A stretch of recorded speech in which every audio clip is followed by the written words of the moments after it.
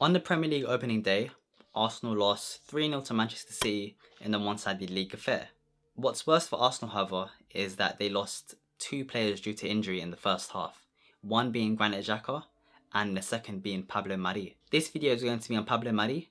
However, if you want to see the video that I made on Granit Xhaka's ankle injury, click the eye in the top right corner where you can watch that after this one. Before we start, if you don't know me already, my name is Matthew Fayusa and I'm a medical student from London interested in sports medicine.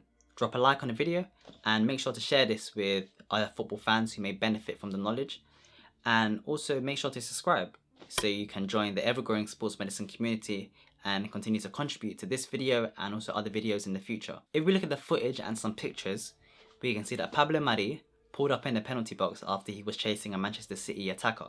At first, it appeared to be a hamstring injury. I know Gary Neville is noted saying that he thinks it also was a hamstring injury on the live commentary. However, when I look at it and kind of see him clutching his heel when he's on the ground, it makes me think that he actually has an Achilles tendon injury. This, sadly for him and Arsenal fans, is a lot more worse and would lead to a lot lengthier recovery times. The Achilles tendon injury is a devastating injury for any player to have. You know, most recently we've got players such as Marco Asensio for Real Madrid, Kevin Durant, now playing for the Brooklyn Nets in basketball in the NBA, and also Arsenal fans will remember Santi Cazorla.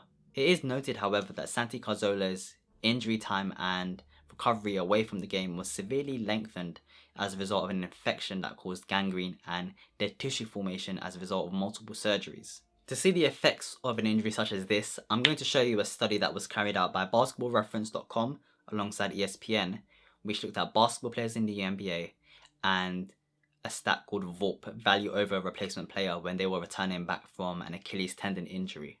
Out of the 22 players who were included in this research and who were kind of noted as sustaining Achilles tendon injuries, 5 of them were forced to retire, 17 continued playing, however, at a diminished level, and 2 of them were able to return at the same level or just a little bit better. The recovery times for Pablo Mari really depend on the anatomy affected. If I'm wrong and he actually sustained a hamstring injury, this can be easily managed through rise, rest, ice, compress and elevate, and he should be back, by the end of the season. However, if I am right and he did in fact sustain an Achilles tendon injury, this could really kind of elongate his recovery times, as more meticulous methods of recovery and rehab are needed to manage this injury. The Achilles tendon itself is a structure that connects the calf muscle to the heel bone, which is called the calcaneus bone. The function of this tendon is that it brings the foot closer to the calf muscle behind the leg and is usually in action when we are running and walking.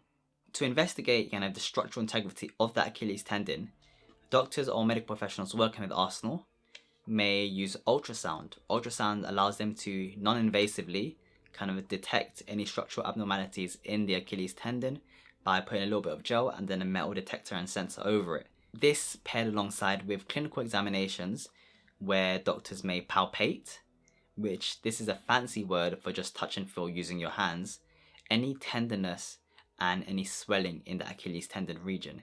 If there is, then it's highly indicative that something is wrong and there has been some structural damage to that tendon. There's also another test that, we can even assess ourselves on. So there's something called a calf squeeze test. And the way they do is if you relax your foot or relax your whole leg and then you squeeze your calf, your foot should move downwards. Assuming there's no nerve damage, then if the foot doesn't move downwards, then that might be a sign that a player's Achilles tendon has been ruptured and that surgery would be needed as a result.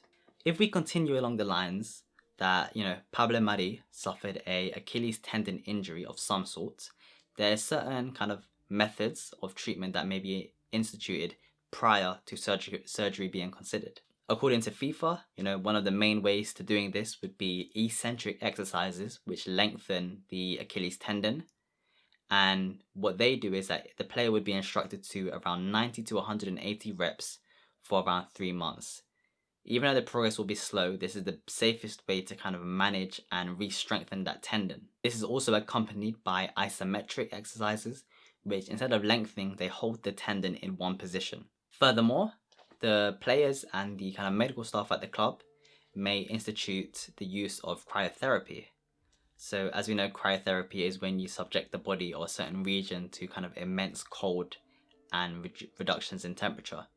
This not only reduces the inflammation, but also provides an analgesic effect, which is another word for kind of pain reducing. This is preferred over kind of steroid injections.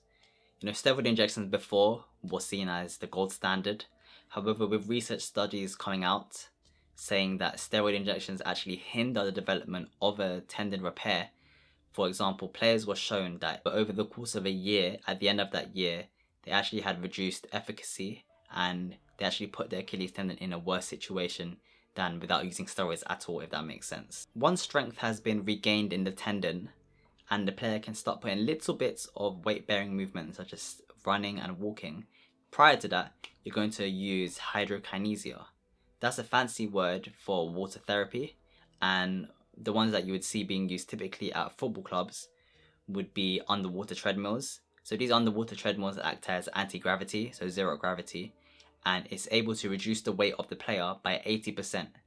So what that does is it allows the player to kind of initially put weight on the ankle without putting it under immense pressure, and allows it to safely kind of rehabilitate whilst they're being recovered. However, if these conservative methods are unsuccessful, surgery would have to be considered. This is because, unlike other structures in the body, such as muscles or soft tissue, the blood supply is limited to the Achilles tendon. This means surgery to repair the tendon is most likely required. With a partially torn Achilles tendon, we could be looking at Pablo Mari's return to kind of football in around 4 to 6 months. However, this can be elongated exponentially if that Achilles tendon has ruptured or more damage has been sustained.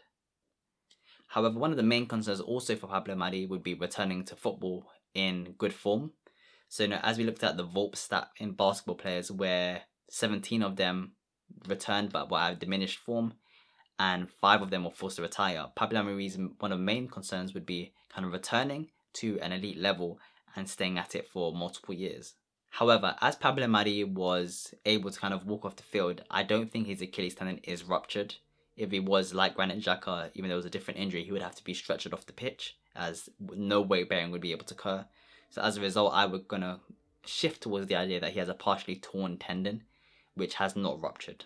If you enjoyed this video and the content, make sure to like it, share it with your friends, and also subscribe to the channel so you don't miss out on any videos in the future.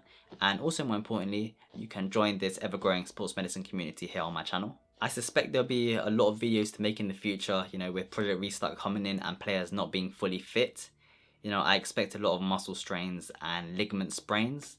So, as soon as it happens, I'm going to try my best to get it out as quickly as possible, as these two have been made. Apart from that, I want to say thank you for watching, and I'll see you guys next time. With melanin, coarse hair, coarse my skin, soy sauce, I'm boisterous. I bun with your babes and feed the oysters. Oysters, man, think that they're hot like raw mustard. More time is sweeter than sponge cakes and birds custard. Fix your posture. I must have been 16, another cute buster. In co-op, they had told me about the custard. Wasting time instead of grinding harder than you can, you muster. Bye bye the rules of stacking notes and making bands of sorts of. I think there's some